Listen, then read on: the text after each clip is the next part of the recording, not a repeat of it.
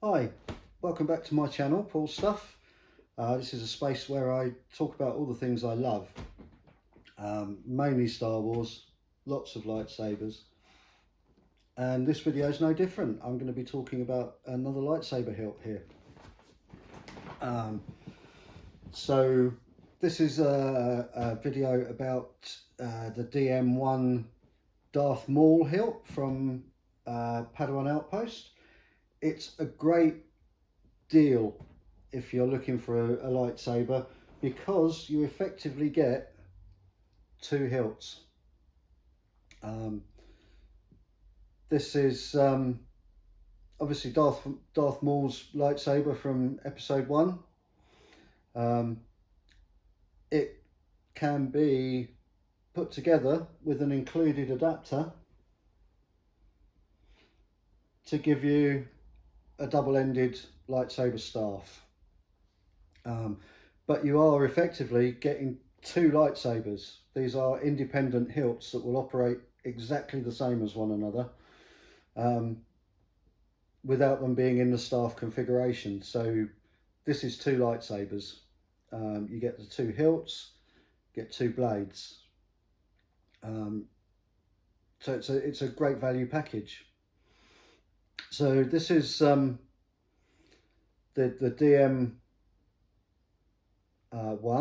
It's modelled after Darth Maul's lightsaber from episode 1, made by LGT in China. There are floating about two versions of this hilt from LGT. A few weeks ago I had the privilege of being able to work on a friend's LGT Darth Maul hilt, and he has the other version, which I believe is the earlier version to this. The easiest way to tell them apart is whether you have those illuminated buttons or not. If the buttons don't light up, then you've probably got the other version. That still has buttons like these, but they're further inside the hilt, and they have a plunger screwed over the top of them. So when you turn them on, you don't get the light on the button. I think this is a better version for a couple of reasons. One, it's nice to have the lit buttons because you can see where you are in the menus and things with them, because they blink for different parts of the menu. The other reason is more to do with the charging port, which is set back further on the other version, which means when you plug it in to charge it, the charging plug doesn't go fully into the charging port.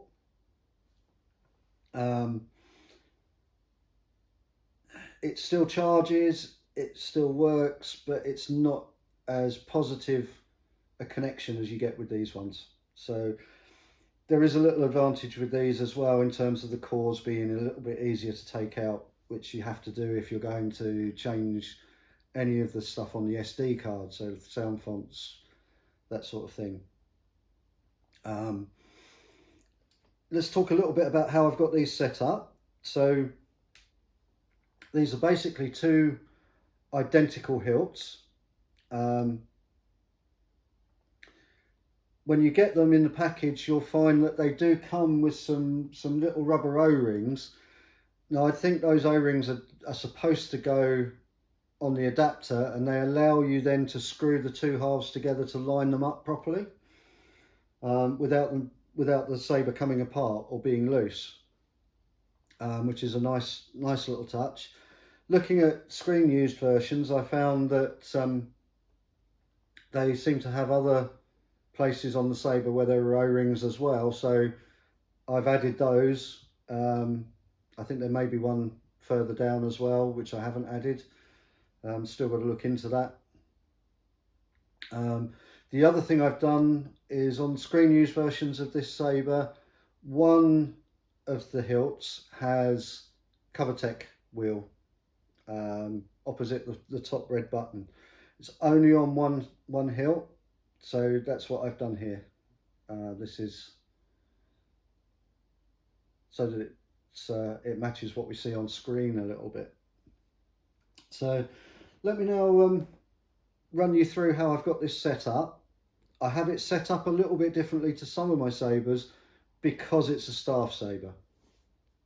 I'll just remove the blade plug here, and we'll pop a blade in, and I'll show you how this one is set up. So the blade plugs I'm using are these ones. I believe they're a Darth Vader Return of the Jedi blade plug from Saber Armory. So let's pop a blade in here. These have 1 inch blade sockets. In common with most LGT sabers.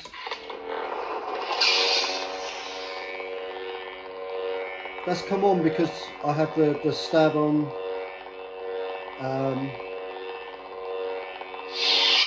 I have the stab on ignition set to be on, and basically the saber reacted to me pulling it backwards when I dropped the blade in there. That's what was going on there. These do have 2 blade retention screws, but they are directly opposite each other. They're 180 degrees apart, which in and of itself isn't a problem, but it can create a fulcrum for the blade so that the blade can wobble on those 2 screws. So what I tend to do is leave 1 screw all the way out and use 1 screw just to tighten the blade against the side of the saber. That seems to work really well. Now, as I've just said, I do have stab on and stab off functional on these blades. I don't have the twist on twist off, which I like to have on most of my blades. That's because when these are in the staff configuration, if you twist the saber in one direction, one hilt is twisting in one direction and the opposite end is twisting in the other direction, and that can give you all sorts of problems with things happening when you don't want them to. So for instance, if you twist to turn the saber on, you're twisting one hilt in the direction to turn the saber on. The other hilt is being twisted in the direction to turn the music on. So you may turn both on at the same time. I also haven't got the swing on function set up on these, so it's only got the stab on, which I'm experimenting with. I may not leave that on either, because I don't like this thing where it comes on when you drop the blade in. So as per normal, I've got just Darth Maul Ep.1 sound fonts on here. I've got 3 sound fonts on here. They are KSith's Crimson Menace, Kyberphoic's Menace, and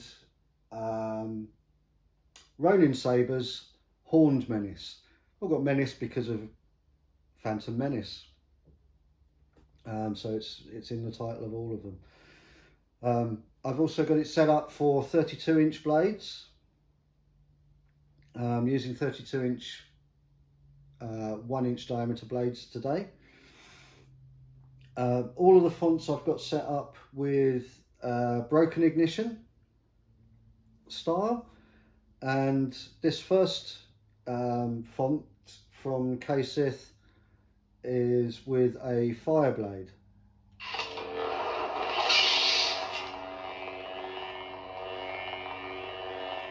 Some openings in the emitter.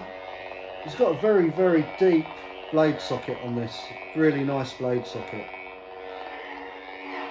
All the usual things on here: blaster blocks, tip drag, and obviously the force effect settings on this. Like my other sabers, I've got quotes from the movie. Tatooine sparsely populated. So that's the first setup I have on here. We go to the next font. At last we will have revenge. So the second two fonts on here, I've got set up with a different blade style. These are set up with the cracked blade style rather than the fire blade. Still a broken ignition. This cracked blade, you get this crackling effect in the blade, which is rather nice.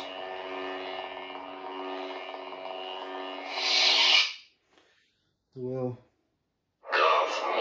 turn that back to the original setting, and I'll put this into staff configuration for you. Now, as I said, you do have to bear in mind that this is two separate lightsaber hilts. So when you're dealing with it as a staff, you do have two sets of control buttons to deal with.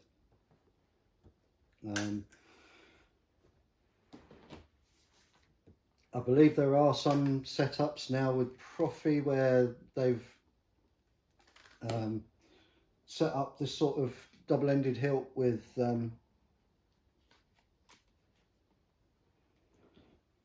a single control, a single board. I think it would be possible with these, but then it would be more difficult to get them to a point where you could take them apart. So this screws together. As you can see, this is an absolute monster of a lightsaber when it's together. You won't be able to see all of this in the frame, I'm afraid. I will post some pics. I'll put some pics in the video with this in its configuration as a staff with the blades lit. You can operate the blades at the same time.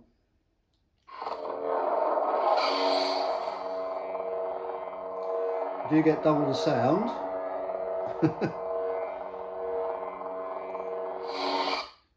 You can also operate the blades independent of one another.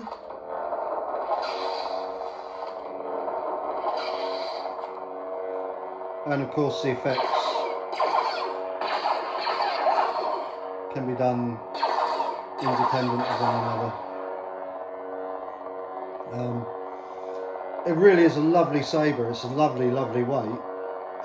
It's just very, very big when it's in this sort of configuration.